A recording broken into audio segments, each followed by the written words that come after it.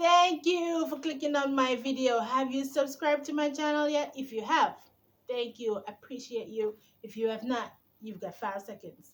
5, 4, 3, 2. I knew you click on that subscribe button. Alright, so we're gonna jump right into our video today. Today I was talking about my H2B process. How I go about it, the trial and tribulation I went through just to get on it. But today I'll take you right through my process, how I did it. So by the end of this video, you'll get some information and how I go about getting through. All right, so first up, I've been through a lot of trial and tribulation, just tell you the truth. I go ministry already, that's a ministry of labor in Kingston. I've been there like so many times.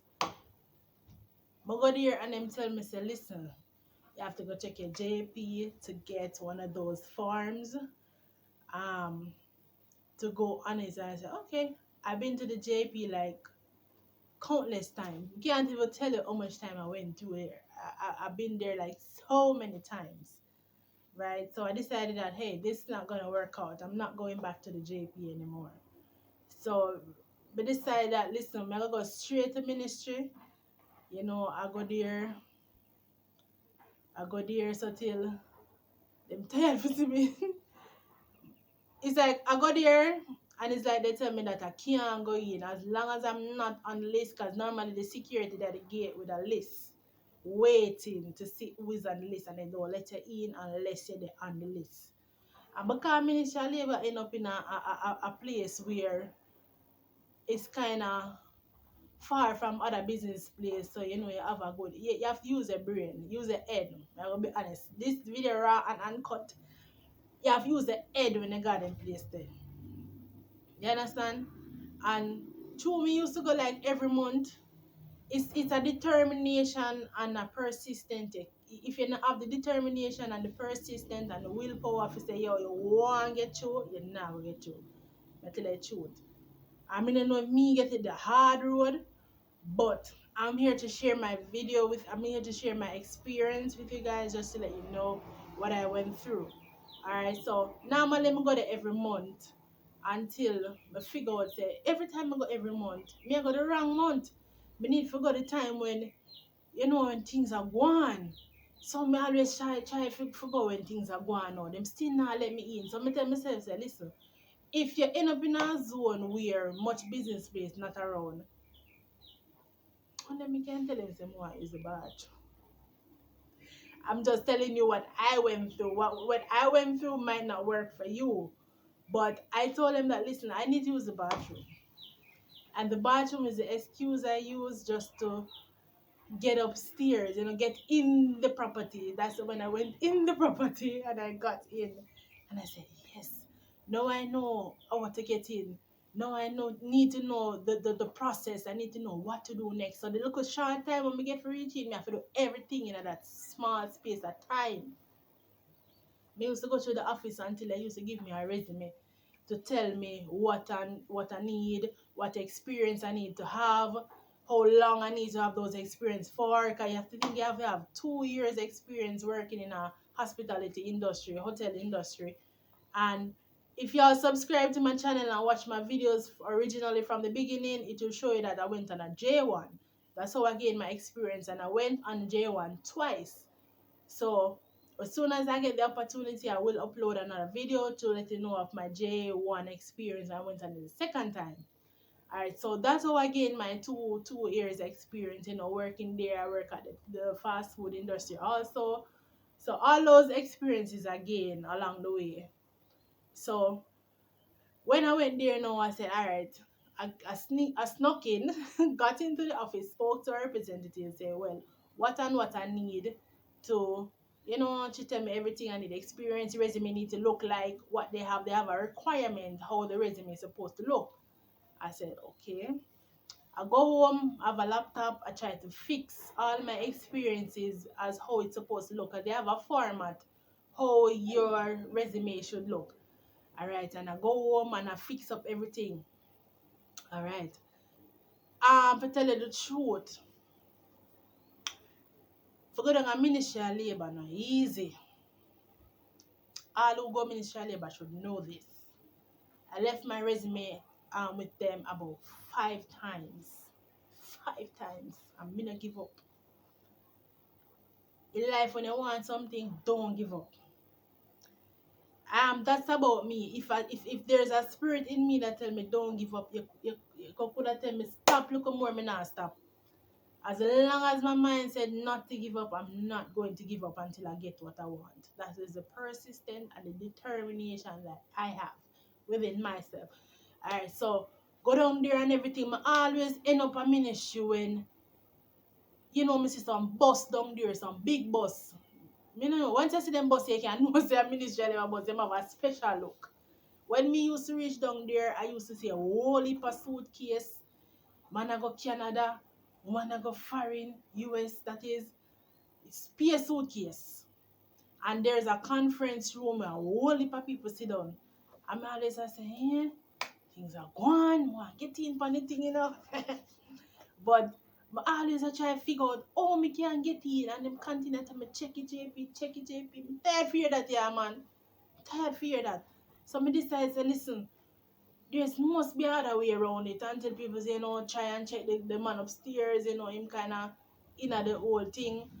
And I check him, talk to him, and say, leave the resume and leave it over and over and over until reach a point where I did not give up. I put it on a pause. That's a difference. There's a difference there. Put it on a pause and say, this a little break here, man. So comes I got the fast food job I was telling you guys about in the previous job. I did that for 2.5 years. Left it, went away, come back. And then I went back to ministry again. And I said, no, man. Being away and get the experience, I said, no, man, I kind of like this. There's a difference. I can tell people have sinusitis, everything. So once in the US, I don't know where I went, there's no smoke, no dust, no pollution, nothing like that I've experienced since I've been away in the States. So no mosquito, God know, me no know. Something wrong with Jamaica with this mosquito thing. But when me gone a foreign, me no feel no mosquito bite. All months I've been there, none whatsoever, and I'm grateful for that. So everybody know Jamaica? No way. Where the mosquitoes? Because we actually have one of the parishes that they call the Mosquito City. All who know Portmore. Yes. Alright, so I've been down a ministry so many times until I decided, give it a break, come back and everything. So I went back there, left the resume again. Use the same thing. Go use the bathroom and everything until there's a lady upstairs and the same guy upstairs, big man there. Until I get used to me coming there. I come there like so many times. Once I got the gate and the security see me, yeah, man, they call upstairs and if they expect me, they know me by name. So I can able to go up there because easier talk to them, really want an opportunity. This is what I do, this is my resume, and then I leave it again and then I move on in my life, until one day I decided that, I used to sell banana cake. For all who know me, I used to sell banana cake.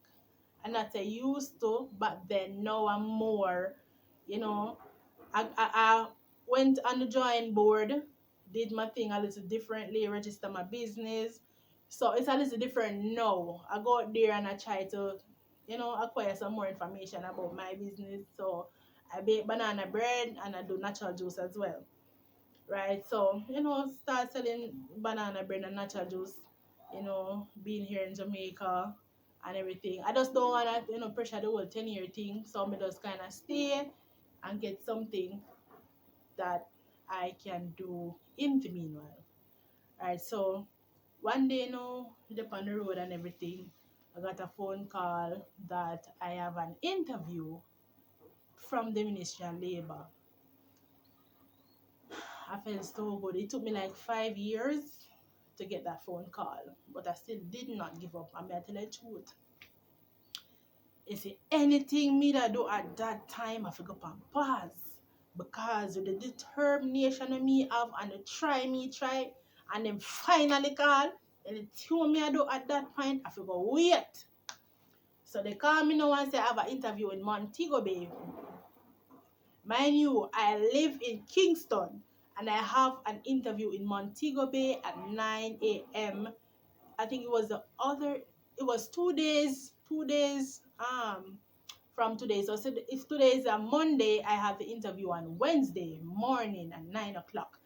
And I sit and said to myself, how am I going to reach to Montego Bay for 9 a.m.? And I make so many calls and call people, I call friends, I call everybody that I knew just for suggestion to find out how I can reach to Montego Bay for 9 a.m. And then he hit me to call the Knutsford Express. So I went call the Knutsford Express, book an appointment and everything for the to reach out there for 9 o'clock. But what the lady explained to me is even if I reach early, I still won't make it for 9 o'clock. So I went ahead and I think I reached an hour late. But nevertheless, I still went still. I went there. People, listen, but go Montego Bay, and it seems like the whole of Jamaica was there for an interview. People were there, the resume trying. People were there, try your luck to see if you can get through. Once everybody know that there's an interview going on, Ministry of Labour and something, everybody from the whole Jamaica turn up. That's all people really need a job. And the thing is, what they did, you see, if you're not on the list, there's a list that they were working with. If you're not on the list, they're not gonna let you in, unfortunately. So I went there. I was on the list. They checked the list. I went in and everything. Bring all my documentation, my picture and everything, just in case. I best believe when I reach somewhere where you're not on a picture, you know nothing, and you don't know what more be here. Jamaican term, dog. Them a supper. You have to go find a way. So and get out, get acquainted to the area, go take picture, photocopy, whatever the case is. So I went there, name on the list and everything. So now it's time to do my interview. There was about 4 Americans there doing the interview, and there was a lot of chairs. Alright, how an auditorium is, you have they're on a podium, and then you have everybody seated below the podium. So where everybody was sitting down there, and then my name is called, then I go up, I sit with a male interviewer, I don't forget. And he asked me the question if I ever been on the program before. No. What can I do? What can I offer? And I said, well, I do housekeeping. So I have experience in housekeeping. But best believe me, no want housekeeping work. Personally, housekeeping, for we go do housekeeping, some resorts is not easy. So I am major in food and bev, so I kind of want to stick around that. So I said, yeah, man, I do cooking as well, I have an associate degree in food and beverage. How much subject I have and I have experience. You see, training for the 10-year people, it open your mindset to everything, and it lets you bring out your inner self. You're more a people person. You know how to talk more, how to extend your vocals more. When I did my interview, I almost sure everybody that was sitting below me and down there sitting on those chairs heard me. That's how loud I was talking. Like he was saying to me, what experience I have? Well, I have experience in housekeeping. I can do housekeeping. I've cleaned like 20-25 room per day. I extend my vocals more confidence and everything. I don't act shy or I can't talk or I want it, But go and want it, and I went with that determination that I am going to get it. Me never go say me nah get through. Me I go through. For them to try, me have to get through. So when me done the interview and I'm write up in paper and everything, he said, okay, go on to the other step. You see, when I went, let me track back just for a second. You see, when I went, I saw the male and the female from Ministry of Labour that I always see every year I go down there. you know, those two lovely persons there. I saw them in Montego Bay, and when I went, they were smiling and they said, Amanda? They said, hi, you know, just to show that I was so determined and eager not to give up, and I was so focused, and I just wanted to get through, right? And I felt good. All right, so after the interview and everything, the guy said to me that I need to go over to that table.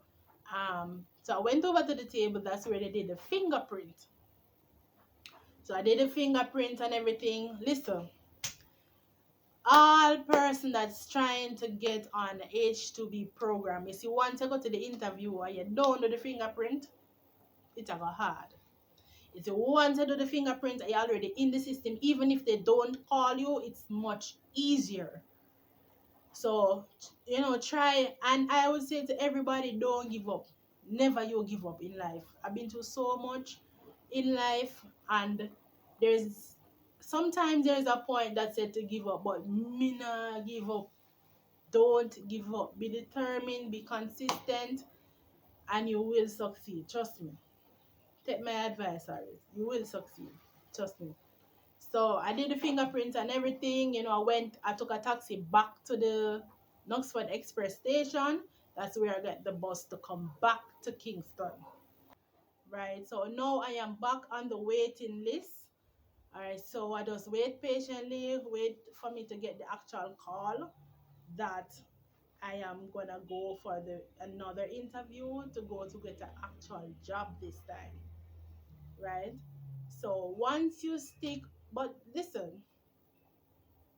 if you have watched my video until this point and you have not subscribed, what are you waiting on? You got 5 seconds. 4. Just kidding. Alright, so I strongly recommend you share this video with a friend. Tell a friend, tell another friend, tell another friend, tell an aunt, tell an uncle, tell a niece, tell everybody. I really do appreciate your support. Thank you for subscribing to my channel, watching my videos. And I'll see you on the next one.